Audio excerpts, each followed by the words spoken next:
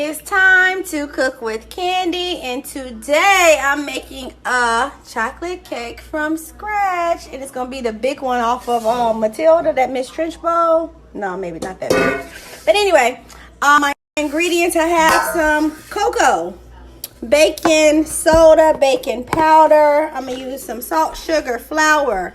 For my icing, I will use a cream cheese cocoa icing.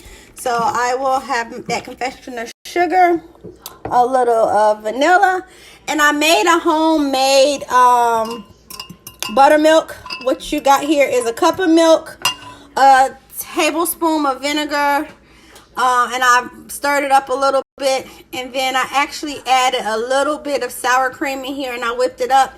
It doesn't taste like buttermilk, but it gives you the same effect of the buttermilk, okay?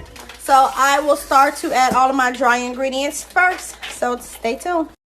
Okay, so to start, you want to preheat your oven to 350. That's what we're going to bake on. Then I got two cake pans that I'm about to grease, and then I'm going to dust them with cocoa powder instead of flour since I'm making a chocolate cake.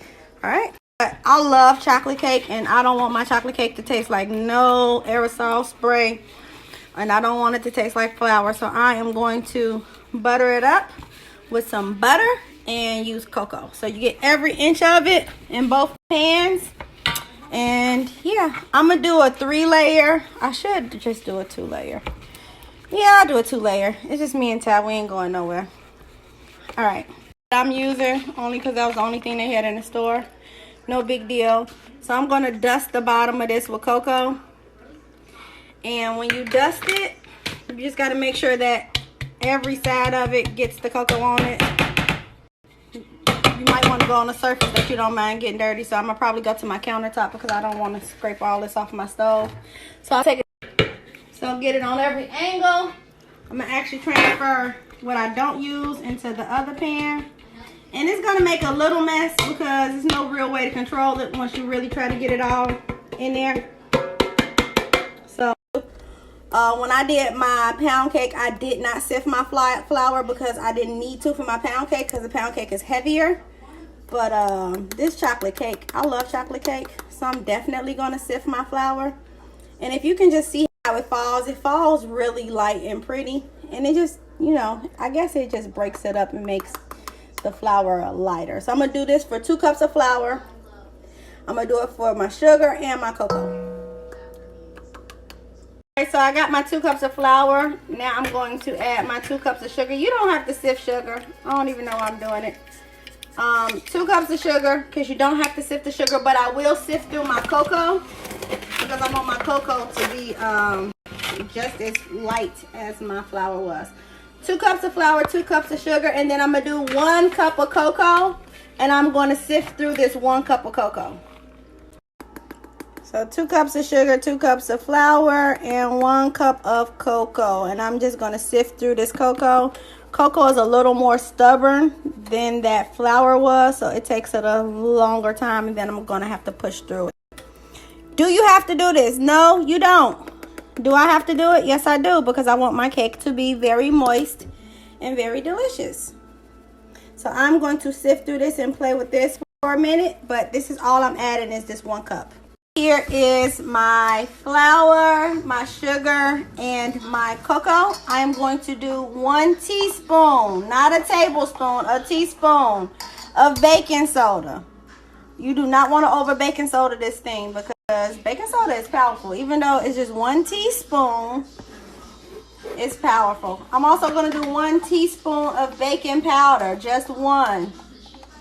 Not more, not less. 1 teaspoon of baking powder. And the baking powder is a must because it helps your cake rise. If you don't do it with baking powder, I don't know what you do it with, but it ain't going to turn out right. Then I'm also going to do a teaspoon of salt. And it's just regular salt. It leaked out a little from the bottom, so I'm going to cut that teaspoon in half. A little. Okay. I'm just going to whisk these dry ingredients together and just get a nice blend before I add my wet ingredients. I want to kind of get everything well blended.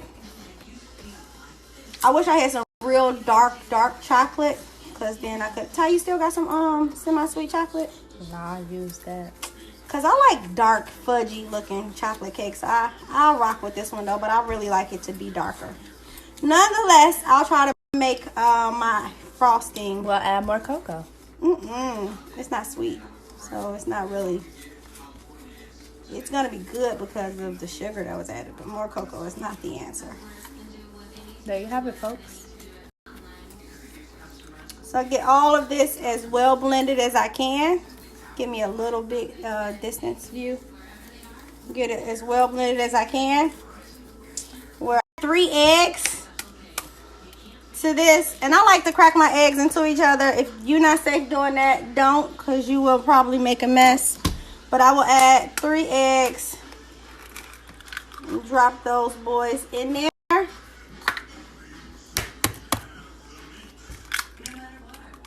And then I'm also going to add my homemade mixture for my, what I call this? Buttermilk. And again, I used a cup of milk, about a tablespoon of vinegar. I even added a teaspoon of lemon juice because that acid curdles up the milk. And then I added some sour cream, and I whipped that all in there. Don't try it at home if you're not confident with what your turnout is going to be. Whisk it. I'm actually going to mix it for 2 minutes, and only 2 minutes, and then I'm going to add 1 cup of boiling water in here. Only 1 cup, but I'm going to spoon feed the water in a little bit after when I get ready to go across the side. So go ahead and mix this batter for 2 minutes. Try to get everything in it. And I'll show you what it looks like when it's ready for the water. This, I'm cleaning my utensils off. So I'm adding a cup of boiling water. And I'm going to whip it a little more. What the boiling water is in there. I'm going to blend it in as I add it. It's going to lose. Go ahead and add that vanilla.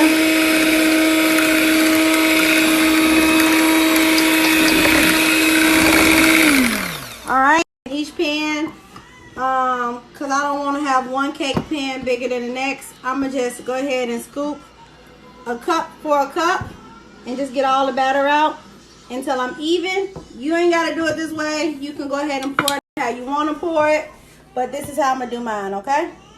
Okay, so now I am about to make my icing.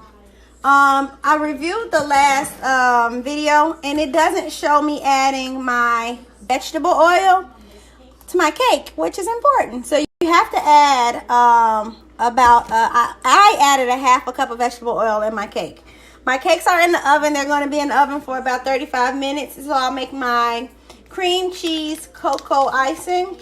So I have about a half of a stick maybe of my cream cheese, and I'm going to add a cup of butter, and this butter has been softened, and this is a buttercream icing, so it's a chocolate buttercream icing.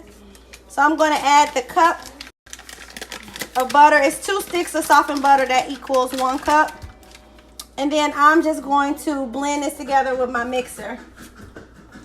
I'm going to use my mixer, and I'm just going to mix this together, and it's just butter and cream cheese. So I'm just going to try to get those blended as fluffy as I can. I don't want to mash them down too hard because it is a buttercream. So I got to work this butter in over here with this cream. And once I get it done, I'm going to add my cocoa. So I'll show you what that looks like.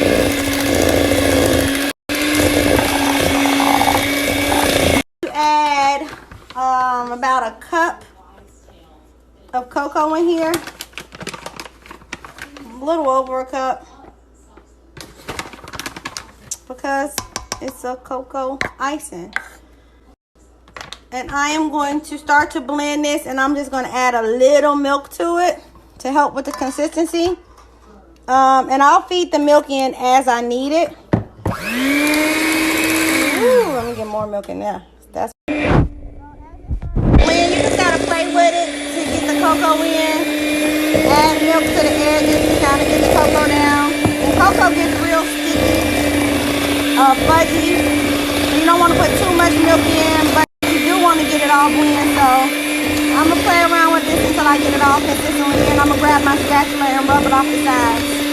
Get it all off the sides and blend it in. And because it's not even all blending.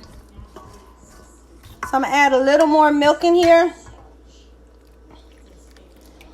And then I'm going to start to add my confectioner sugar, because the sugar is really the trick.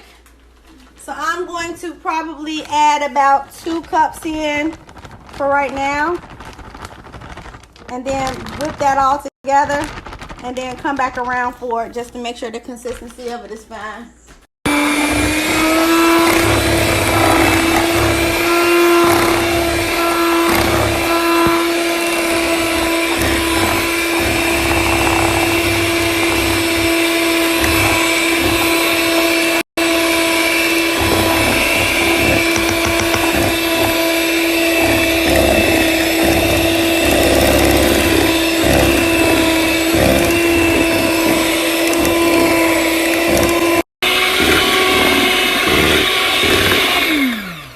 So once you've gotten, I've added 2 more cups of confectioner sugar, the powdered sugar, and I whipped that up some more, and I added a little bit of heavy whipping cream, and you get you a full buttercream consistency, and it actually, all right, so when your cakes are done, you pretty much smell them, but you want you pretty much smell them, but you want to test them. So you get a toothpick and you just stick a toothpick in it, and if that toothpick comes out clean like that, that cake is ready. So I'm gonna test cake number 2.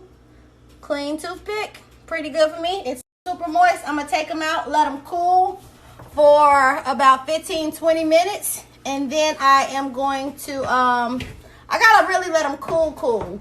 So I'm gonna let them cool down, and then I'm gonna ice them. If you try to ice them without them being all the way cool, your icing is gonna melt, and it's gonna be a waste of icing. Cool off. You wanna add the icing to the top of them. Oh, this is a big cake.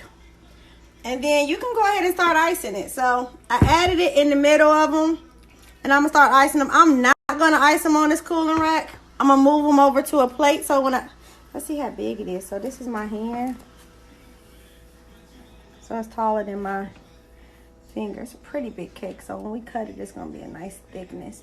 But I'm going to go ahead and ice around it. And then I'll show y'all the finished product once it's iced. And cut it. I'm going to put it on a dish though. Ty and I have already torn into this cake. It's nice and moist. I would have done probably a little less milk in my icing, but the icing is still good. It's just a little loose. Nonetheless, the cake is amazing. Ice cream chocolate cake. Bon appetit.